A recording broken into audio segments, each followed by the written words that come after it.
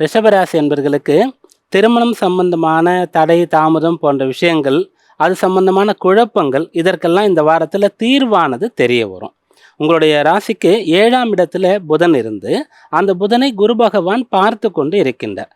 அந்த புதன் தான் உங்கள் ராசிக்கு 2ஆம் இடத்திற்கு அதிபதியாக இருக்கார். அவர் 7ஆம் இடத்துல இருக்கார். அப்போ திருமணம் நடக்கணும், திருமணம் மூலமாக உங்களுக்கு ஒரு குடும்பம் அமையணும்.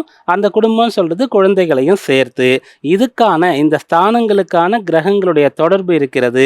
குரு பார்க்கிறார், அந்த 7ஆம் இடத்துல புதன் இருந்து ராசியை பார்க்கிறார். திருமண விஷயங்கள் அனுகூலமாக இருக்கும். இது சம்பந்தமா இருக்கக்கூடிய தடை தாமதங்களுக்கு, தோஷ நிவர்த்திகளுக்கு பிராயச்சித்தங்கள், பரிகாரங்கள் போன்ற விஷயங்கள்லாம் நீங்க செய்யலாம்.